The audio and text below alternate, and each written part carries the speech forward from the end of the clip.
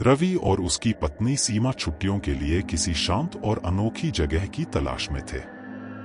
उन्होंने इंटरनेट पर बहुत सर्च किया और अंत में एक पुराने परंतु सुंदर होटल, रेड रोज होटल को चुना।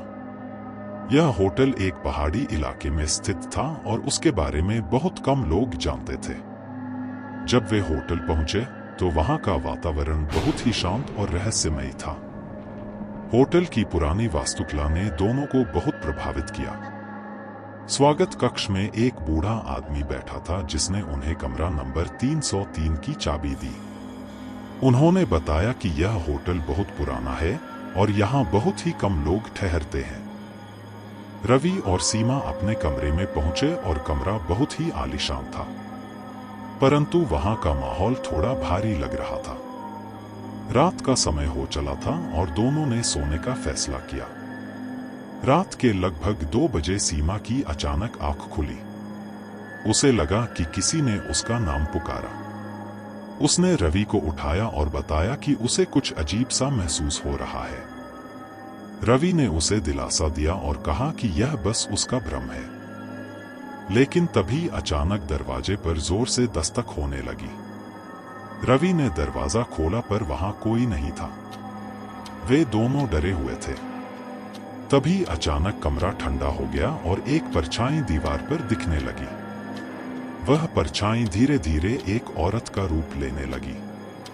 सीमा ने डर के मारे चीख मारी और रवि ने उसे कसकर पकड़ लिया।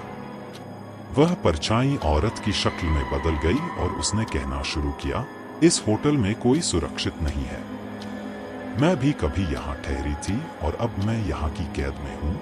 औरत की आंखों से आंसू बहने लगे और वह धीरे धीरे गायब हो गई। दोनों बुरी तरह से डर चुके थे और उसी समय होटल छोड़ने का फैसला किया। अगली सुबह वे जल्दी से होटल से निकल गए और उस बूढ़े आदमी से मिले। उन्होंने उसे रात की घटना बताई। बूढ़े आदमी ने एक गहरी सांस ली और कहा, यह होटल एक समय में बहुत मशहूर था, पर यहाँ कई साल पहले एक औरत की हत्या हो गई थी।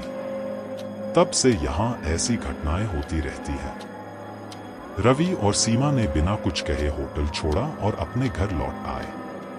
उस दिन के बाद से उन्होंने कभी उस होटल का नाम भी नहीं लिया। रेड रोज होटल अब भी उसी पहाड़ी इलाके में खड़ा है, अपनी पुरानी कहानियों और रहस्यों के साथ।